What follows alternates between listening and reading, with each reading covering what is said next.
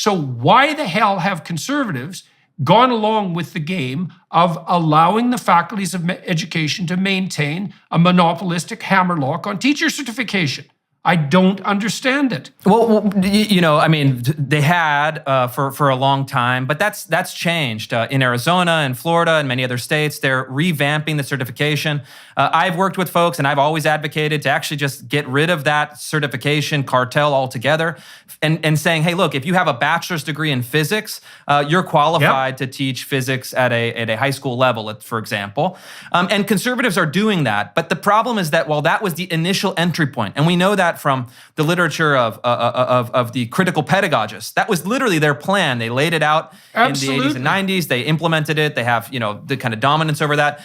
But while that was the genesis or the origin, it's almost, and we should fix it, yes, but it's now a small part of the problem because you have the teaching corps, you have the teachers' unions, you have the administration, you have the DEI bureaucrats, you have the actual pedagogical material that is created. And so you can't simply say that was the genesis of the problem. We can go back and solve the genesis and everything else will evaporate. You now have a multiplicity of kind of, the locus is not singular anymore of the problem. And so we actually have to do a lot more. And the biggest problem though, even worse than the capture of the ed schools, is that these are centralized bureaucracies that are in theory accountable to the democratic votes of the people. Legislatures actually have oversight. The big problem is that legislators have really done nothing, and they've let these bureaucracies move anti-democratically to install this ideology. Look, none of the legislators in red states said we want to have mandatory DEI departments in all of our K through 12 schools. None of them voted for critical race theory in the curriculum. None of them voted for radical gender theory in Florida, in Tennessee, in Texas.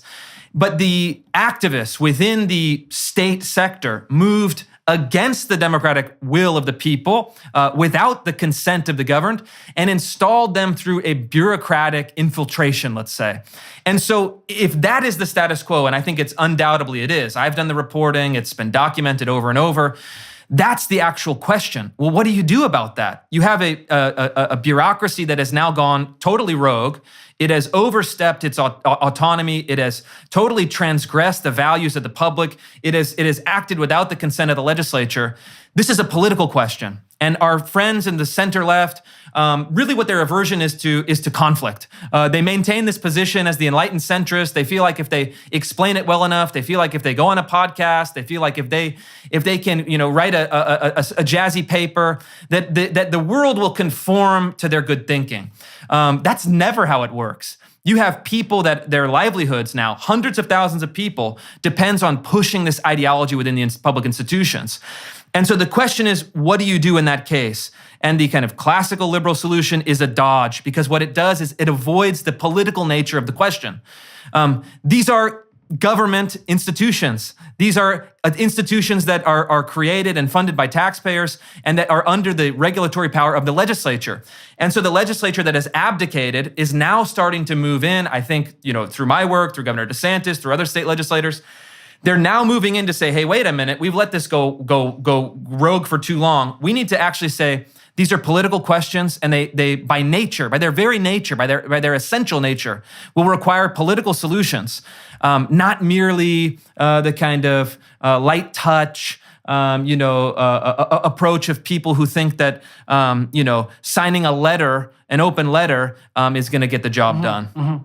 Okay, so let me push back as hard as I can against that. Because please, I do want to get to the bottom of this as much as possible. So, okay, it seems to me that the reason that the public education system worked as well as it did for as long as it did, which wasn't that well, but wasn't disastrous, let's say, was that you could make the assumption that the bulk of teachers and administrators, first of all, that the administrator-teacher ratio wasn't absurd the way it is now, but also that the bulk of administrators and teachers broadly shared the same set of values as the public that whose children they were educating. And so the reason the system worked is because that shared value system actually was in place, not because legislatures had insisted that the teachers teach something that was in keeping with the standards that obtained in the general public. And now, like your claim, and I'm not disputing the claim at all, is that the system has tilted insanely far to the left, and that it's no longer in sync with general public sentiment, and that the solution to that is intervention at the legislative level. Now, I don't think it was legislative intervention that established the effective axioms of the education system to begin with. I totally dispute that. Of course it was. Okay. I mean, look, Okay. the state government controls the curriculum. The state government creates the institutions of public schools. I mean, it's like the actual curricular material. Yes, it was consonant with the cultural values of the majority at the time. Yes, it was perpetuated not through the letter of the law only, but through the kind of invisible processes and agreements and implicit cultural assumptions. But look, they also said, these are our schools. We have a Pledge of Allegiance. We do X, Y, and Z. These are the subject matters. These are the textbooks that we choose. And so we had a kind of agreement with the legislative and then the implicit cultural. But you cannot deny that these were all initially legislative creations. I mean, legislators spend a lot of their time. School boards, again, these are elected kind of mini legislatures for school districts. They choose the textbook. They choose the lesson plan. They choose the start time. Every decision that they make politically, which is, again, the ultimate authority over the public schools since they were created, is a political decision. Right, but it does rest on that concordance. And look, again, I take very little issue with anything that you just claimed. I think the central concern that has been bothering me is the concordance issue. Like, it isn't obvious, and this is also why I was concerned more about eradicating the teacher certification hammerlock by the faculties of education, is that unless, like, it's very hard to legislate morality, even within a system. So, for example, and maybe we can walk through exactly how you're doing that. Like, if there are legislative means, for example, to reduce the DEI bureaucracy, how exactly is that going to play out? Like, how do you identify the DEI proponents? I mean, some of them are going to have it in their name, but lots of them aren't. I don't understand how this is going to be implemented at the level of detail. And how do you know that the players here aren't just going to shift the terminology on you? Sure, I can get into that, but I think that the presupposition there is that you're saying that it's hard to legislate morality. But that's absurd. It has always been in the Western tradition. The law sets the moral rules. I mean, that's going from a kind of biblical basis to the founding fathers of the United States. They said that the function of law is to establish, of course, limited government, but also to establish a moral framework in which citizens can then live out their lives. And the founding fathers were clear. They said that the purpose of government, the purpose of law, is to allow people to pursue happiness, not meaning a libertarian vision of happiness, not license to do whatever they want, but as George Washington said, happiness and virtue, they go together. The Aristotelian idea of virtue and happiness in the American founding was deeply united. And so the purpose of law is to say, don't kill, don't steal, don't do this. Those interdictions are essentially moral prohibitions to establish a moral framework. But to the specific question is really a technical question. How do you define DEI departments? Yeah. Look, with Manhattan Institute, I worked with a team of very smart lawyers from Harvard and Yale and other places. We put together a model policy that does exactly that. Part of it is actually delineating what it is, but really what it is saying these are the behaviors that we do not permit. The government can no longer spend money on diversity statements, which function as left-wing loyalty oaths. The government can no longer spend money on mandatory diversity training, which functions as ideological indoctrination. The government can no longer tip the scales on the basis of identity, so it can't discriminate for or against individuals on the basis of their group identity. And then the government can no longer spend money on these specific principles, behaviors, and actions that constitute diversity, equity, and inclusion. And so the lawyers spent a lot of time figuring out specifically what the transgression is. All right, well, what do we not want? What actions are we seeing? And yeah, they can relabel, they can move, but ultimately we get past that linguistic shell game. The left loves to change the terminology at a quick rate because their ideas underneath them are unpopular. Their actions are unpopular. Their policies are unpopular. So we actually don't don't operate at the level of just the linguistic shell. We say, what are the specific violations? And so this is civil rights law, right? So the civil rights law kind of codifies prohibitions on racial discrimination. Well, what's racial discrimination? Well, we're still working on it. I don't think we defined it adequately, but we're still working to figure out these ongoing questions. But that is a kind of a cause, and I take your concern seriously, but it really just means let's be very careful, let's be very deliberate, let's make sure that we're doing in a technical manner the right things, but it doesn't undermine the actual fundamental principle at all. It doesn't even touch it. It's that these DEI programs were not created democratically. They violate the consent of the governed, and the legislature, the people, through their elected representatives, have an absolute right to restrain, limit, and regulate their government.